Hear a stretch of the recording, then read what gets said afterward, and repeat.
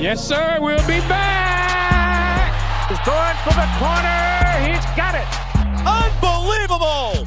It's January 4th, 2006. Vince Young just did the college football equivalent of splitting the atom. He single-handedly dismantled the USC dynasty, embarrassed Reggie Bush, and turned the Rose Bowl into his personal backyard barbecue. Texas was on top of the world. And then, well, not much. If Texas football were a Hollywood movie, that Rose Bowl win was the epic climax. And everything after? Well, that's a 2-hour post-credit scene of pain, mediocrity, and one very sweaty man named Tom Herman smashing watermelons in locker rooms. This is the true story of how Texas went from Vince Young to "we're back" memes. And trust me, it's a wild ride involving quarterbacks who peaked in high school, boosters with more money than sense, and losses that made fans consider switching to water polo. But before we dive into the collapse, let's rewind even further. Texas wasn't just a one-hit wonder. In the 60s and the 70s, the program was elite. Under legendary coach Darrell, the Longhorns won national titles in 1963, 1969, and claimed another in 1970. Earl Campbell won the Heisman in 1977. This wasn't a school trying to become great. It was a school trying to return to it. But greatness comes with a cost. Expectations. At Texas, 9-3 is a fireable offense. Every booster, every donor, every fan expects a natty every year. All right, let's go back to 2005. Mack Brown is head coach. Vince Young is in his junior year and he's quarterbacking like he's Neo in the Matrix. He's a Houston native, a product of Madison High School, and a once-in-a-generation talent. By the time the 2005 season rolls around, he's already put college football on notice. But this year, his third with the program, he ascends to legend status. Young finishes second in the Heisman voting behind USC's Reggie Bush. He's not just playing quarterback, he's rewriting the position with every electrifying run and clutch throw. Texas goes undefeated, but it's his performance in the Rose Bowl that redefines greatness. They take down USC's 34-game win streak and win its first national title since 1970. Young throws for 267 yards, runs for 200 more, and scores 3 touchdowns against a team with Reggie Bush, Matt Leinart, and Pete Carroll's Hollywood hair. He doesn't just win the game, he becomes a Texas legend, like Davy Crockett, but with better footwork. So obviously, NFL scouts are drooling. Vince goes pro, drafted number 3 overall by the Tennessee Titans in the 2006 NFL Draft. Gets a strong rookie year, wins Offensive Rookie of the Year, and makes the Pro Bowl. But from there, things spiral. Inconsistent play, clashes with coaches, and injuries derail his career. After bouncing between teams like the Eagles, Bills, and Packers, he's out of the league by 2014. In the years since, he's dabbled in businesses, worked briefly in the University of Texas's athletic department, and opened up publicly about his struggles with mental health and bankruptcy. Vince Young, though, is still a legend in Austin, but his NFL story is a reminder that college greatness doesn't always translate to the pros. Now let's go back to Texas football. In comes Colt McCoy, a freshman with a name that screams, "I was born to quarterback Texas." And for a while, it looked like Texas wouldn't miss a beat. McCoy was a gamer, a gritty, accurate, church-going, full-sleeve, rocking quarterback who quickly became the new face of the program. 2006, not bad, 10-3, but then cracks start forming. 2007, Texas gets bodied by Kansas State and A&M, and Colt's throwing picks like he's working for Ed Reed. But hey, 2008, the Longhorns bounce back. Colt goes off. They beat number 1 Oklahoma in the Red River Shootout. They beat Mizzou. They beat Oklahoma State, but they lose to Texas Tech in one of the most insane finishes in college football history. It's November 1st, 2008. Texas is ranked number 1. Texas Tech is number 7. The entire college football world is watching. The Longhorns, led by Colt McCoy, claw back from a 19-point deficit and take a 33-32 lead with 1 minute and 29 seconds left in the fourth quarter. All they have to do is hold on. One stop. But Graham Harrell, Texas Tech's quarterback, has other plans. Texas Tech methodically moves downfield, setting up one last chance from the 28-yard line. With 8 seconds left, Harrell drops back, fires a dart to Michael Crabtree on the sideline. Crabtree catches it, stays in bounds, shrugs off a defender, and somehow scores as time expires. In the chaos after Michael Crabtree's game-winning touchdown, fans started to rush the field, but the crowd was so exuberant and early that officials needed to reset the clock. The referees determined the play didn't officially end before the clock expired, so they brought everyone back into the stands to clear the field and ensure the final extra point could be attempted properly, even though it was irrelevant to the outcome. It's one of the most heartbreaking losses in Texas history. Despite a 12-1 season, Texas doesn't get into the national title game. Oklahoma leapfrogs them in the rankings and plays Florida instead because,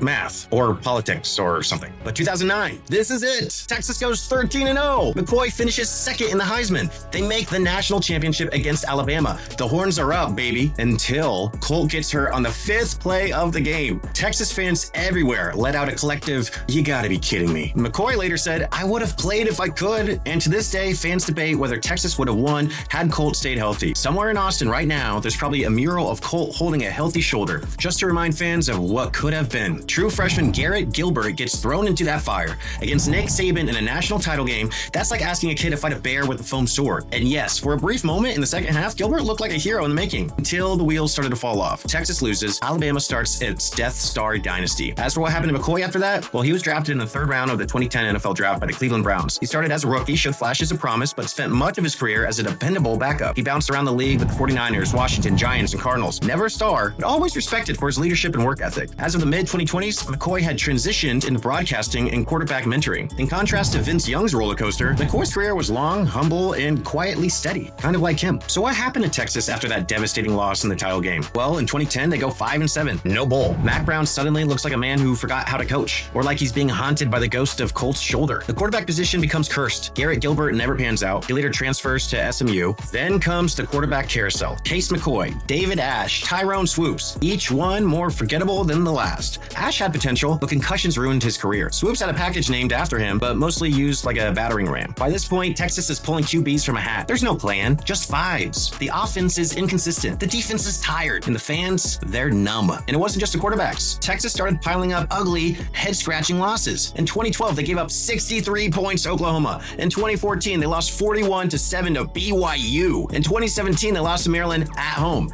In 2018, they lost to Maryland again. In 2020, they lost to TCU by fumbling at the goal line. By 2013, the wheels are off. Texas loses 30-7 to BYU. Their defense gives up 550 rushing yards. That's not a typo. They made Taysom Hill look like a creative player with all the sliders turned up. The next week, defensive coordinator Manny Diaz gets fired. It was that bad. That was the moment everyone knew. Mack Brown's era was over. Once revered, now reviled. He steps down after 2013 season. Instead of getting a splashy hire like Saban or Harbaugh, Texas hires Charlie Strong. Strong was a great defensive mind. He had turned Louisville into a respectable program, but this man inherited a roster softer than a Chick-fil-A bun. He had to kick players off the team just to reestablish discipline, but in doing so, he kind of deleted all the talent too. He famously told boosters, "This is going to take time." Boosters responded, "You've got 2 years." Not exactly a vote of confidence. 2014, they go 6-7. 2015, they go 5-7. 2016, they go 5-7. Texas loses to Kansas. Yes, Kansas, the football team, in overtime. This was Kansas's first Big 12 win since 2008. The Jayhawks stormed the field like they just cured polio. That loss broke something in the fan base. You can lose to Oklahoma, you can even lose to TCU, but Kansas, that's a spiritual wound. So the boosters pull the plug. Again, enter Tom Herman, the guy who made Houston look like Alabama for about 5 minutes. In just 2 seasons as a head coach of the University of Houston, Herman turned the Cougars into a national story. In his first year, he led them to a 13-1 record, knocking off number 9 Louisville and finishing number 8 in the country. They won the American Athletic Conference title and won their Peach Bowl matchup against number 9 Florida State. Herman's high-tempo offense, recruiting energy, and sideline swagger made him one of the hottest coaching names in America. Texas saw him as the savior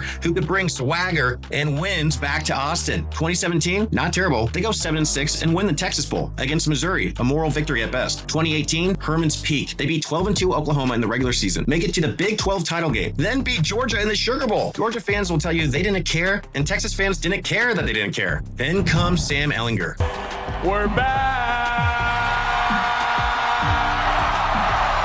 Famous last words. Let's take a look at the Texas's backtracker. 2019, 8-5. 2020, 7-3. Still not back, but hey, the memes were excellent. Meanwhile, Herman's motivational tactics get weird. He once smashed watermelons with a sledgehammer in the locker room before a game. Yes, really. Imagine explaining that to a recruit's parents. What's the culture like here? Oh, it's juicy. There were whispers of locker room dysfunction, toxic culture, players checking out. Despite top 10 recruiting classes, Texas kept playing like a middle-tier Sun Belt team. Eventually, the boosters had seen enough. Herman was fired with a $15 million buyout. And just like that, we were back at square one. 2021, Steve Sarkisian arrives, a former Alabama assistant with a checkered past, but Saban trusted him. Maybe this time, Texas got it right. After starting 4-1 in Sark's first season, Texas loses 6 games in a row. It begins with the infamous Red River collapse, where Texas leads Oklahoma by 21 points in the first half, only to lose 58-48, thanks to a backup quarterback named Caleb Williams. The following week, they fall to Oklahoma State, then Baylor, then Iowa State, then Kansas, again.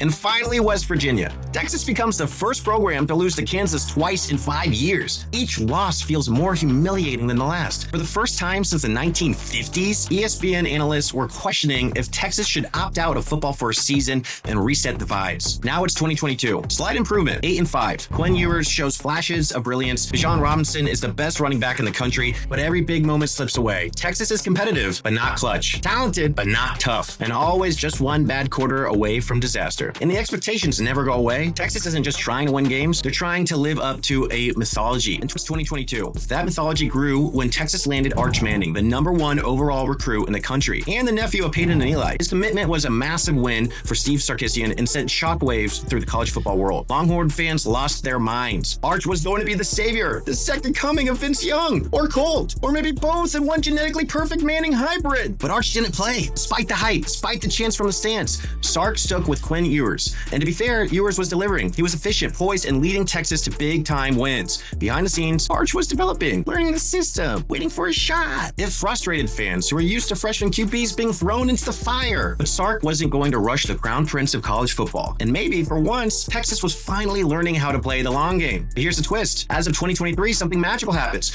When Ewers puts it together, the defense holds, the coaching clicks. Texas wins 12 games. They win the Big 12. And for the first time ever, they make the college football playoffs. Texas enters the playoffs as the #3 seed and faced #2 Washington in the Sugar Bowl semifinal. The game was a back-and-forth shootout. Quinn Ewers throws for over 300 yards, and Texas clawed their way back late in the fourth quarter. Down by 6 with time running out, Ewers led a last-ditch drive into the red zone. On the game's final play with time expiring, Ewers launched a pass towards the end zone, only for it to be tipped and fall incomplete. Final score, 37-31, Washington. And just like that, the season and Texas's dream run ended 6 points short of the national title game. Still, it was their best season in over a decade, finishing 12-2 and ranked #3 in the final AP poll. And then came 2024, Texas's first year in the SEC. Expectations were sky high, and somehow the Longhorns didn't just survive, they thrived. By mid-September, Texas climbed to #1 in the AP poll for the first time since 2008. They finished the regular season 13-3 overall, 7-1 in the SEC, with dominant wins and newfound defensive identity. In the SEC championship game, they faced off against Georgia and came up just short, losing 22-19 in a nail-biter. But it was enough to earn them back-to-back trips to the college football playoff.